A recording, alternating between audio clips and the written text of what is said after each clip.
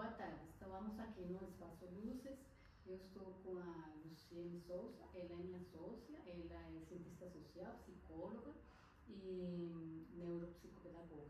Hoje nós vamos tratar um tema relacionado com a transição do ensino médio para a faculdade. Esse é um tema que acho que interessa muito também, muitas pessoas agora seguramente estão começando essa transição, estão esperando, estão nessa ansiedade que talvez vão entrar agora na faculdade. E essa parte pessoal, acho que podemos começar falando sobre isso, né? E como seria, por exemplo, nessa transição, estou pensando agora também como mãe, que nós temos então um papel muito importante como pais para conseguir que eles consigam essa autonomia. Como seria esse processo, já começando no ensino médio, como para eles também ter como seria a relação deles com essa nova instituição, ou com, por exemplo, professores do ensino médio e professores que é uma coisa diferente. Essa é uma pergunta muito boa, porque, infelizmente, os professores, tanto do ensino médio quanto do ensino superior, não se preocupam muito com o vínculo, né? Eles acham que eles têm uma função técnica. Eu vou chegar, vou te dar a lição, você faz, agora é você, e só que esse jovem que está chegando, tanto no ensino médio quanto no ensino superior, infelizmente, cada vez mais no ensino superior, não tem essa maturidade, infelizmente. Então, é necessário que essa relação se estabeleça de modo afetivo, no sentido de ouvir este aluno, ouvir este educando, estimulando e sugerindo atitudes, ações e comportamentos para que ele consiga se desenvolver. Porque se ele não se desenvolveu até ali, não é deixando cada um que se vire que vai resolver. Ao contrário, é dizendo, olha fulano, talvez você precise de um apoio nesta área, te sugiro um filme assim, te sugiro uma literatura assado, ou seja, vai contribuindo com esse amadurecimento gradual desse estudante. E não só no sentido de cobrança, porque é uma fase que esses jovens são extremamente cobrados e pouco valorizados. Fazer esse trabalho de forma afetiva é muito importante. Certo. E como os estudantes que estão nessa transição, como seria o preparo para eles ter uma transição mais tranquila, com menos ansiedade, com menos estresse? Como seria isso? Bom, olá todo mundo. Eu acho que é importante a gente falar do ensino fundamental para o ensino médio e depois do ensino médio para o ensino superior. Porque o que a gente tem percebido na sala de aula, nas escolas, é que as crianças não têm realmente um trabalho nesse sentido. Então, muitos chegam no ensino médio e se sentem perdidos, assim como os que chegam no ensino superior também ficam perdidos. E eles ficam perdidos por quê? Porque ainda não há um trabalho no sentido de incentivar, motivar um pensamento autônomo, um comportamento autônomo, tanto para o estudo quanto para a vivência nesses espaços, né? Então, essa é a primeira coisa que a gente precisa entender. Algumas instituições fazem esse trabalho. Por exemplo, quando você recebe um jovem no ensino médio, existem escolas que não querem a presença do pai na matrícula. Isso já estimula a este jovem se organizar, levantar documentação, ir até lá. Isso é extremamente benéfico, mas a maioria das vezes não acontece. A maioria das vezes são os pais que fazem isso. Do mesmo modo é a faculdade. Existem instituições que são os pais que estão correndo atrás para fazer o vestibular, para fazer todo o processo, e o aluno só vai para a sala de aula no dia da aula, né? Então é preciso educar um pouco a família e educar também as instituições de ensino neste sentido, de estimular esse comportamento autônomo de forma gradual, de forma respeitosa, assim como estes jovens. Como a gente pode fazer isso, né? A gente pode ir dizendo, olha, a partir de agora Você tem que ser responsável pelo seu estudo, você tem que desenvolver uma rotina, você é responsável pelos seus documentos, e isso gradualmente, ali já no final do ensino fundamental 2, para que ele vá conseguindo atingir esse nível de autonomia necessária para esses novos ciclos na vida dele. Bom, agora acho que um tema que não podemos fugir dele é essa questão da tecnologia, que é um problema que não sei como, por exemplo, agora as escolas e as faculdades vão lidar com esses, que na verdade são adolescentes, né? Estão na fase final da adolescência, muitos deles, e muitos deles que talvez também não tenham aprendido a ser mais autônomos, a ter essa responsabilidade, esse compromisso. E a tecnologia está levando muito eles para esse ficar meio sem muita atenção para muitas coisas, meio focados em muitas coisas. Assim, a tecnologia, a gente já tem notícias do uso excessivo da tecnologia está alterando fisiologicamente o cérebro, né? Então, quando a gente fala de desenvolvimento humano, é extremamente preocupante. Acho que é até uma sugestão de tema para uma outra conversa. Mas o que é muito interessante a gente pensar? Se a gente está focando hoje nessa conversa em educação, a gente precisa pensar em propor para esses jovens, e às vezes até para nós mesmos, adultos, rotina.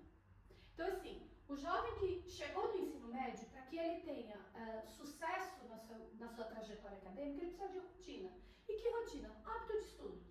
Então, quando lá no ensino fundamental, eu só ia, na média, né, gente? É importante dizer isso. Tem gente que tem rotina, não é a maioria, infelizmente.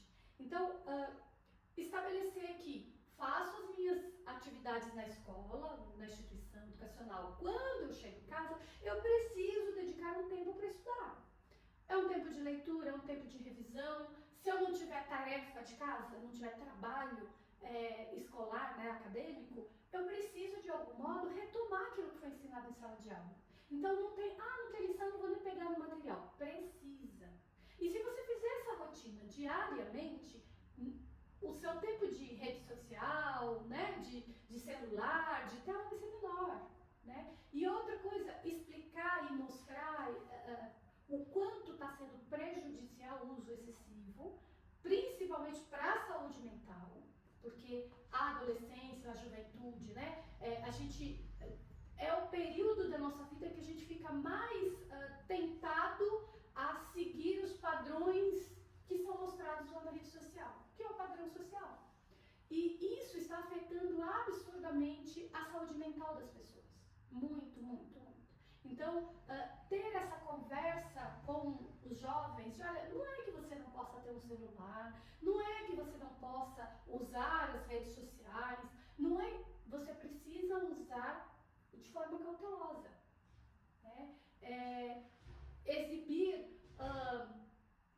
Exibir-se nas redes sociais tem um reflexo para a sua vida pessoal e lá no futuro para a sua vida profissional, que é outro cuidado que a maior parte desses meninos e meninas, desses jovens, não tem a menor noção de que isto é importante. E vamos retomar essa parte da tecnologia, porque também ela pode ser usada, né, na sala de aula, pode ser usada de uma forma. E como seria, por exemplo, esse trabalho na sala de aula, os professores e, por exemplo, também na faculdade? Então, se chegar, por exemplo, a proibir, né? Que acho que também ela tem, logicamente, sua parte boa, muito boa também, a tecnologia. A gente ainda está discutindo um pouco como é que será a partir desse ano, porque está proibido, né, por decretos, enfim, por leis estaduais, que em São Paulo, por exemplo, não será mais permitido, né? Então a gente precisa flexibilizar no seguinte sentido: no dia em que os professores pretendem trabalhar com isso, claro que vai depender do acordo que se tem na escola, como é que cada escola faz isso, mas não é dizer ou declarar que a tecnologia é um monstro e que... Não, ela é importante na nossa vida, não tem como a gente ignorar a importância e o impacto dela na nossa vida. O que é importante é trabalhar isso de forma combinada, de forma cautelosa, e sobretudo, ainda aproveitando para falar do uso, né, mesmo que fora de sala de aula, o jovem fala, mas tem um trabalho que eu preciso pesquisar. Então, ao invés de eu pesquisar, eu vou lá no determinado chat, que todo mundo sabe qual é, e peço lá um relatório e sai pronto. O que você aprendeu com aquilo? Né? Então, essa pergunta tem que ser feita. Se os educadores te propõem uma tarefa de pesquisa, é para o teu desenvolvimento. Então, não adianta você ir lá no chat XYZ, pegar tudo pronto e praticamente levar uma cópia. Não, você precisa ler, você precisa entender, esse é o processo que precisa ser feito. Então, assim, para os professores, é importante entender o seu papel de educador, inclusive na administração, né, na orientação do uso dessas tecnologias, quanto para as famílias, no sentido de conscientização do dano, e aí a gente pode até falar da questão do dano da tecnologia, inclusive para os pequenininhos, né, de 0 a 6 anos, já tem muita gente falando sobre isso, como os próprios adultos entenderem que é benéfico até certo ponto, né? Então, não basta ir lá no site e ler tudo, e pegar aquilo lá e copiar e colar. Não, eu preciso pesquisar em diferentes lugares para que eu conclua sobre aquele assunto alguma coisa. Eu vou voltar um pouco, porque uma coisa que acho importante, talvez passou, como, por exemplo, nessa transição do ensino médio para a faculdade, o aluno, o jovem, ele se prepara emocionalmente e como uma pessoa autônoma, que é o que ele quer, que é o que ele vai fazer, porque se eu penso numa profissão que eu vou fazer na minha vida, né? É o que eu quero trabalhar, quais são minhas habilidades, será que eu consigo? Às vezes eu penso, eu quero ser, não sei, advogado, mas talvez eu não tenha muitas habilidades, eu tenho que desenvolver essas habilidades que talvez eu não desenvolvi. Como seria essa parte? Infelizmente, a educação brasileira está muito deficitária nessa parte, né? Assim, a gente vem de modelos educacionais em que os jovens, para o processo de aprendizagem dele, ele é muito quadradinho, né? Então é assim, o que eu preciso fazer para passar de ano? Eu preciso cumprir um currículo, tirar uma média X, mas às vezes a habilidade não foi desenvolvida, né? E essa habilidade do pensamento autônomo, do autoconhecimento, da convivência, isso tudo é muito lindo no nosso código educacional, né? Na nossa LDB. Aprender a ser, aprender a conviver, aprender... Só que, do ponto de vista prático, isso não acontece completamente, né? E volto a dizer, também estou em sala de aula, então volto a dizer que existem muitas instituições de ensino que o mais importante é a nota que você tirar na prova e menos aquilo que você é no seu dia a dia, né? Então, a gente não tem desenvolvido isso de forma consistente. Existem inúmeros projetos, empresas inteiras que desenvolveram materiais nesse sentido, mas muitas vezes até quem está ministrando esses cursos de habilidades sociais também não tem essa habilidade desenvolvida. Então tem muitas questões para a gente pontuar relacionadas à educação. E detalhe, eu não estou dizendo que todos os educadores são ruins, não é nada disso. O que é importante é a gente observar o que está sendo desenvolvido pelo indivíduo e quem está auxiliando nesse processo, né? Então, e a gente pode ter um exemplo, né? A gente sempre fala, o que é um processo educacional? Olha, não grita com o seu amiguinho, não fala assim com o colega. Só que, na média, este professor muitas vezes está gritando. Então, assim, é incoerente em alguns momentos desse processo educacional. Então, quando a gente fala da afetividade, a gente não está falando que o professor tem que sair abraçando os alunos, a gente não está falando que o professor tem que ser permissivo, a gente não está falando disso. A gente está falando de escuta, a gente está falando de orientação para o estudo. A gente aqui do Espaço Luzes, né, do Centro de Estudos Espaço Luzes, já desenvolveu pesquisas bem interessantes relacionadas à rotina de estudo. A média dos estudantes não sabem estudar. Esse é um ponto muito importante, né? Então, os pais falam, vai lá estudar. Aí o professor XYZ fala, então, você tem que estudar. Mas assim, como é que faz isso. E nesse sentido, é um trabalho interessante que a gente faz aqui, né? De orientação de estudo, de orientação profissional. Então, se a escola, a instituição que você está não te oferece isso, busque isso. Porque isso realmente vai facilitar a tua vida durante o processo de formação acadêmico. Seja no ensino fundamental, seja no ensino médio, seja no ensino superior. Muitas vezes, e eu fui um exemplo disso, cheguei no ensino superior, eu não sabia ler.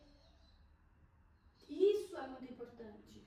Se hoje eu desenvolvi todas as habilidades, foi porque eu busquei muita ajuda, né? Eu me esforcei muito para conseguir superar todas as dificuldades que a gente teve ao longo dessa trajetória. E a propósito, continuo estudando até hoje. Certo. Eu lembrei, eu acho que isso que você falou agora é muito sério, porque o aluno chega na faculdade e o professor já vai seguir como uma pessoa adulta, como uma pessoa que está preparada para ser preparada para a vida, né? E muitas vezes assim, não sabem ler, não sabem escrever, não sabem o texto interpretar.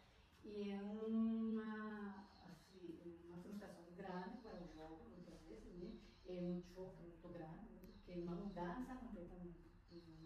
Porque você falou, às vezes importa o conteúdo, né? Na escola encontrar o conteúdo, a nota, então não se preparou para realmente, por exemplo, fazer uma análise de texto, criar um texto. Então, acho que no ensino médio, não sei como, claro, eles já não vão, o professor exige, ele não vai fazer essa transição, ele vai ajudar o jovem nessa transição. Você acha que poderia ter algum processo em que ele pudesse fazer isso, talvez no último ano do ensino? No nosso sistema educacional é um pouco difícil, né? No modelo que nós temos hoje. Existem algumas escolas que fazem, né? Que para você terminar o ensino médio, você faz um TCC. Algumas escolas privadas de ensino fundamental também, né? Um trabalho de conclusão de bimestre, por exemplo, em que há noções de metodologia científica, mas isso tudo que eu estou colocando é anterior. Eu estudo para história, geografia, português e matemática do mesmo jeito? Não. Cada ciência exige um método diferente de estudo. Afinal, são ciências diferentes, né? Então, isso é uma coisa muito importante. E aí, quando esse aluno vai lá, se mata de estudar, termos que eles costumam falar, né? Quando a gente se mata de estudar, chega na hora da prova, foi um caos. A questão de eles estudarem, alguns, né? Estuda, chega na hora da prova, aquela frustração. Isso afeta a autoestima, isso afeta a motivação, porque eles percebem que não basta estudar, não é eficiente o estudo que ele desenvolveu. Então, nesse sentido, por isso é importante ensinar a rotina de estudo, ensinar, investigar como cada um aprende melhor, né? Então, esse processo, a família pode ajudar, principalmente ali na transição do ensino fundamental 2 para o ensino médio. Percebeu que ele está descontente, está frustrado com o processo? Vai buscar ajuda de um apoio educacional para que supere, para que ajude a orientar, tanto do ponto de vista de autoconhecimento, para ele se sentir fortalecido durante esse processo, sentir mais autônomo, se sentir mais confiante e, inclusive, do ponto de vista acadêmico. Eu acho que isso é o mais importante. Certo? Eu acho que já podemos encerrar essa conversa e falar qual seria qual seria o jeito certo, talvez não tenha um jeito certo, né? De falar para os pais, para os educadores, como eles podem ajudar nessa transição. E os jovens também, né? Eles com sua autonomia, sua responsabilidade, seu autocontrole, autoconhecimento. Eu acho que uma coisa, antes de encerrar efetivamente, eu acho que é muito importante que esses jovens e essas famílias busquem um apoio no sentido de orientação profissional. Por quê? Por exemplo, vou falar da minha área, né, dessa área de atuação da saúde mental. Existiu uma propaganda imensa sobre, olha, ser psicólogo é muito legal, e aí deu um boom de procura do curso universitário e os profissionais estão com dificuldade de se inserir no mercado de trabalho. Então, a pesquisa sobre o processo, quais as habilidades que esse profissional precisa, que seja o advogado, que seja o médico, que seja o engenheiro, enfim, qualquer área, para ver se você desenvolveu. E não tem como você fazer isso sem você passar por